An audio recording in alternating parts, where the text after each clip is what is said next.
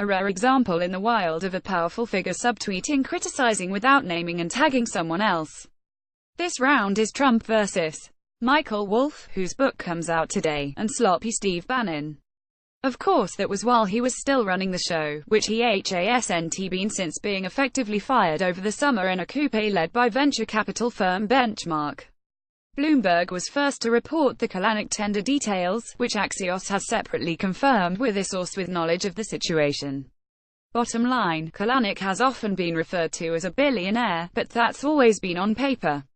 Now it will be legitimate. The app reports that North Korea has agreed to hold high-level talks with South Korea next Tuesday. Why it matters: South Korea proposed the talks earlier this week, primarily focusing on the Olympics and any military drills, after Kim Jong-un struck a softer-than-expected line in a New Year's address. Per Axios Shannon Vavra, this will be the first official dialogue between North and South Korea since last year. Go deeper, Trump took credit for the planned dialogue. Other details from the report: Mueller has substantiated claims that Mr. Comey made in a series of memos describing troubling interactions with Trump.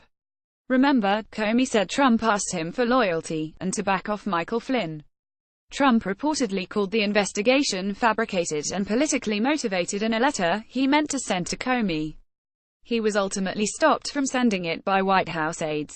Mueller also has noted from former Chief of Staff Reince Priebus regarding how Trump talked to him about calling Comey to urge him to say publicly that he was not under investigation. A White House lawyer misled Trump into believing he lacked the power to fire Comey, because he thought the move would be disastrous. Worth noting, the NYT reports that experts are divided on if Mueller could bring about obstruction charges against Trump, though legal experts told The Times that there is a larger body of public evidence tying the president to a possible crime of obstruction. Mehmet Hakan Atilla, a Turkish banker, has been found guilty of bank fraud and conspiracy due to his involvement in a plot to help Iran evade U.S. sanctions. Attila's conviction in New York has spurred anger in Ankara, with Turkey's foreign ministry accusing the U.S. of unprecedented intervention in Turkey's domestic affairs, but BBC News.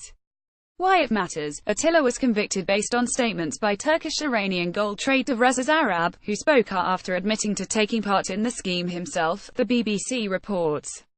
And Zarrab's schemes, which could have helped Iran pocket more than $100 billion, rank among the largest sanctions evasion episode in modern history. Jonathan Shanzer of FDD, a Washington-based national security research firm, wrote in The Atlantic. The company said in an online support document that it has recently added security protections to macOS and iOS designed to prevent one series of attacks, known as Meltdown, and is working to update Safari to prevent against another type of attack, dubbed Spectre. The Apple Watch is not affected, it said. Apple said there are no known exploits for the vulnerabilities and said the iOS and macOS updates resulted in no measurable reduction in the performance of macOS and iOS as measured by various benchmark tests. The current updates to macOS and iOS protect against Meltdown, but Apple said it will look to incorporate better protections against Spectre-type attacks in future updates to those operating systems. The bigger immediate threat from Spectre, Apple said, is in the Safari browser. Analysis of these techniques revealed that while they are extremely difficult to exploit, even by an app running locally on a Mac or iOS device, they can be potentially exploited in JavaScript running in a web browser, Apple said. Apple will release an update for Safari on macOS and iOS in the coming days to mitigate these exploit techniques. Apple said its current testing shows little impact on most benchmarks, with a 2.5% impact on one test, known as Jetstream.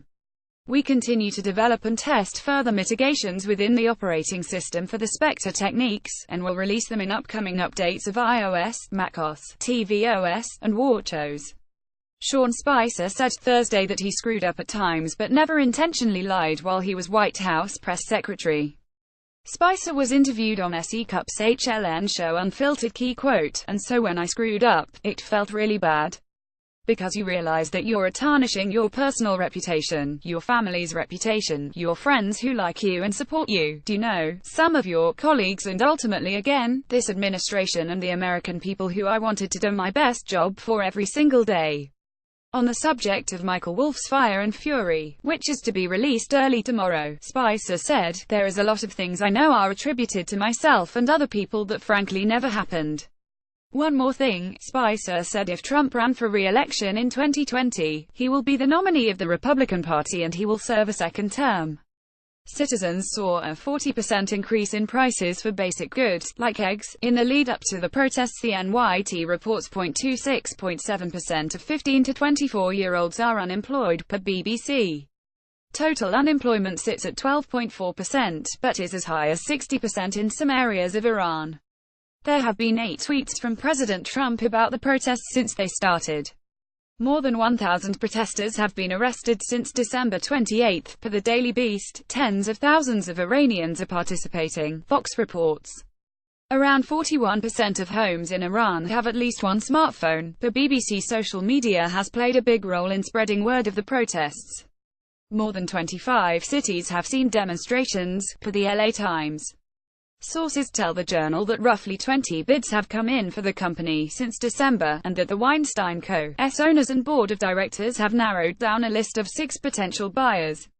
Some of the bidders are interested only in certain assets of the company, like its television production company or film library.